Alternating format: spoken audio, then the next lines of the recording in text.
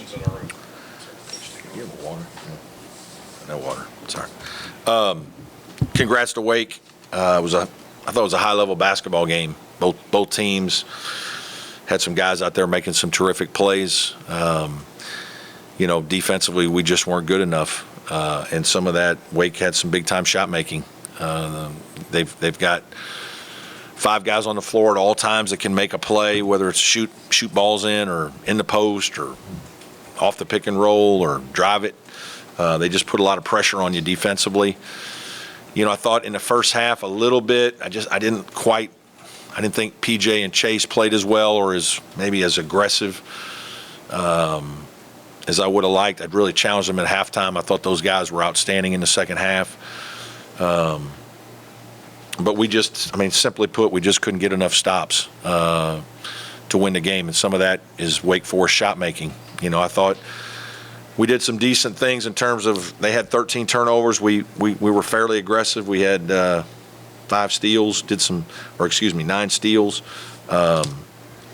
So I didn't think we weren't playing hard, but they answered the bell. We obviously had a great stretch there in the second half where we took the lead and we just couldn't sustain. And some of it was some shot making by them. And they got some stops down the stretch. But, again, a very high-level basketball game with 2 very good teams. So, questions for me. Just how pivotal was A lot. Yeah, it was big. Obviously, if we make that, and now it's a one-possession game, and there's real game pressure on them. And,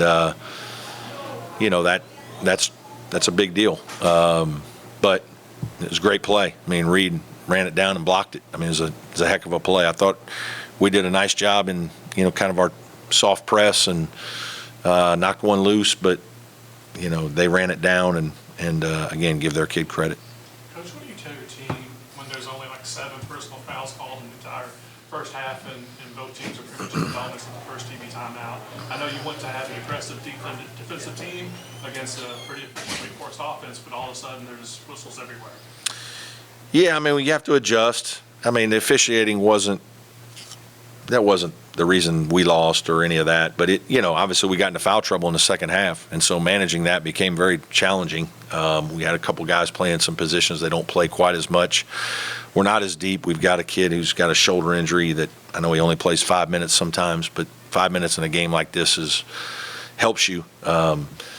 So you just you better be aggressive. You better get the ball inside. You better attack, because in the second half they did call some and both teams got in the bonus, and obviously both teams shot it really well at the foul line. We were 15 for 16 and they were 14 for 16. So again, I think just there was a lot of quality basketball by players on both teams. What you did defensively when you see a team like Wake hit like 12 shots in a row, what were they doing differently in the second half that wasn't quite going forward? No, they didn't do much differently.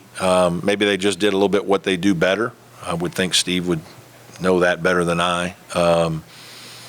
They took advantage of some situations, some matchups, and then kids stepped up and made shots. We got them rotating the ball. You still got to make the 3, and they made them. It was impressive. They made some shots down the stretch. They had a good mix, I thought, of posting, threes, driving it.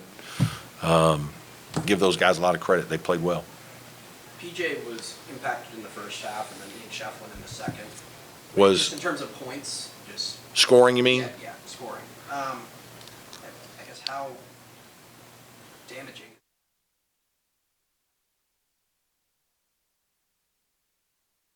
Yeah. This was, Ian obviously had a tough night tonight. He's played phenomenal all season for us, been a real trooper, and he just had a night where he couldn't quite get into good rhythm. Some of that, again, a lot of that, Wake's defense was good. They got great size, and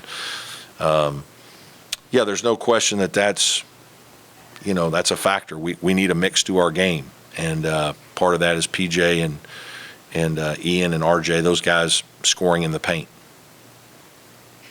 Any more questions for Coach? Zoom. Anybody on Zoom have something before we leave? Hey, Coach. It's all good. Gerard, everything's okay with him? He second half with everything. Yeah, I think so. I don't know if it was a cramp or just, one of those deals where kind of pull it for a second and just get a little scared, but it certainly locked up on him for a second there, and he needed to come out, but he seemed fine. So, yeah, unless something drastically changes, I think he'll be fine for the tournament. All right, thanks, guys. Thank you.